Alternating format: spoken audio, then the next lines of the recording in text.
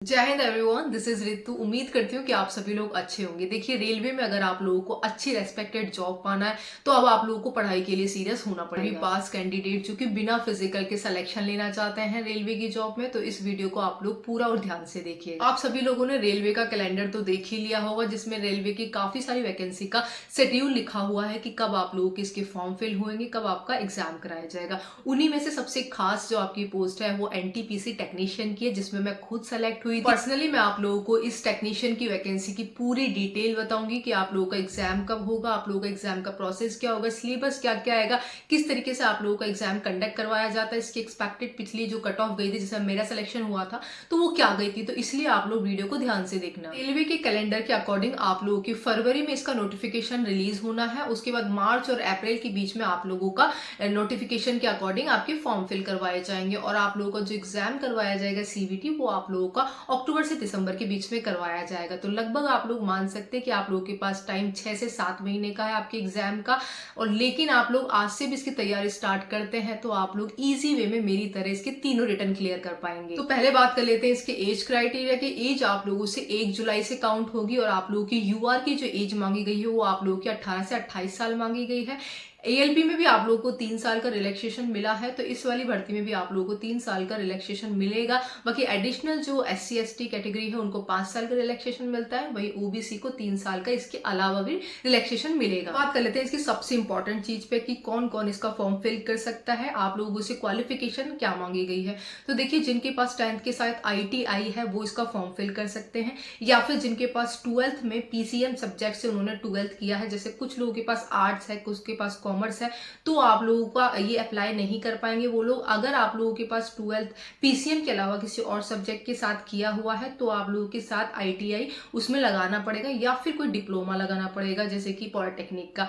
और सिंगल अगर आप लोगों के पास डिप्लोमा है तो भी आप लोग इसका फॉर्म फिल कर सकते हैं, और अगर आप लोगों ने बीटेक किया है तो भी आप लोग इसका फॉर्म इजीली फिल कर सकते हैं। देखिए, मेरा फॉर्म इसलिए फिल हुआ था क्योंकि मेरे 12th में पीसीएम सब्जेक्ट था फिजिक्स केमिस्ट्री मैथ्स, लेकिन मेरे पास आईटीआई या फिर कोई डिप्लोमा डिग्री नहीं था। बात कर लेते हैं इसके सिलेक्शन प्रोसेस की। तो देखिए, इसमें 3 स्टेजेस में आप लोगों का सिलेक्शन होता है। पहला आप लोगों का सीवीटी 1 होता है, उसके बाद सीवीटी 2 होता है, फिर आप लोगों का डॉक्यूमेंट वेरिफिकेशन करवाया जाता है। इसमें आप लोगों का फिजिकल नहीं होता है।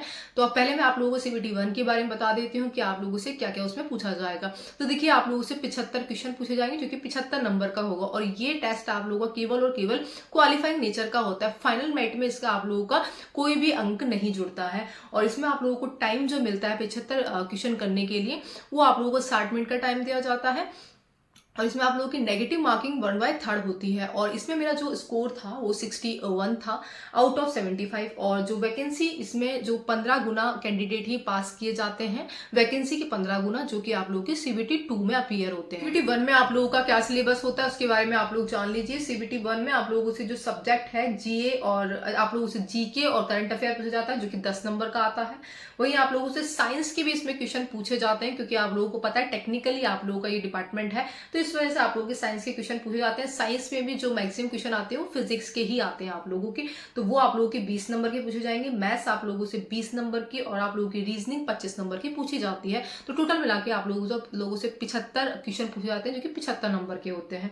अब बात कर लेते हैं सीबीटी 2 की। ये काफी इंपॉर्टेंट होता है। सीबीटी 2 आप लोगों का सिंगल पेपर नहीं होता, ये एक ही दिन में आप लोगों के 2 पेपर करवाए जाते हैं, पार्ट ए और पार्ट बी करके।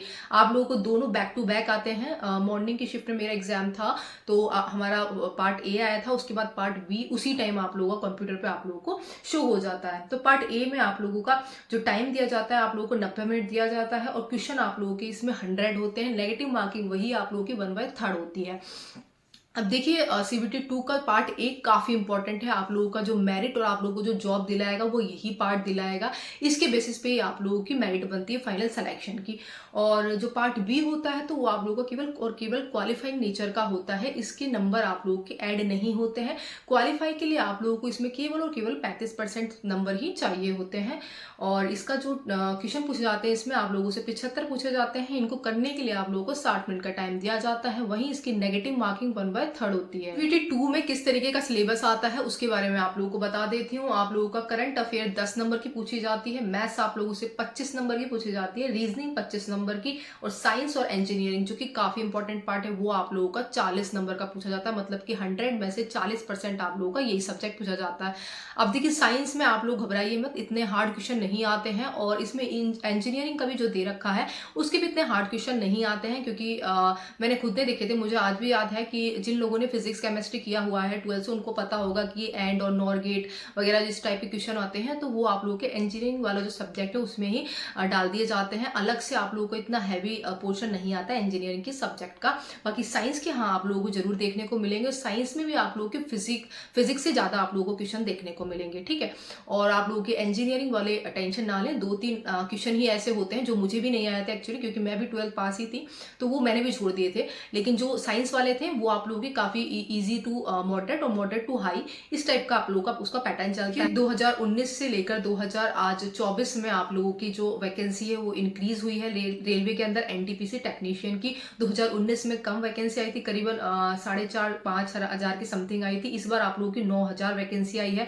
तो मैं बता रही हूँ आप लोग डेफिनेटली सेलेक्ट हो जाएंगे अगर आप लोग आज से ही तैयारी करते हैं। अगर आप लोग टेक्नीशियन में भर्ती होना चाहते हैं तो आप लोग सीरियस हो जाइए। मुझे कमेंट करके आप लोग ये बताएंगे कि अगर आप लोग को इसकी प्रॉपर वीडियो चाहिए जिसमें स्ट्रैटेजी और मैंने किस तरीके से इसका एग्जाम क्लियर किया था फर्स्ट अटेम्प्ट में, तो वो आप लोग मुझे कमेंट करके बताएं ताकि मैं आप लोगों को उसके साथ शेयर कर पाऊँ और इसकी जो प्रीवियस ईयर की कट ऑफ है और वो भी बता पाऊँ, और आप लोगों की जो एक्सपेक्टेड कट ऑफ जाएगी वो भी मैं आप लोगों के साथ शेयर कर पाऊँ। तो इसके लिए आप लोग मुझे कमेंट करके बताना ताकि मैं 2 से 3 दिन में आप लोगों को इसकी प्रॉपर वीडियो प्रोवाइड करवा दूंगी।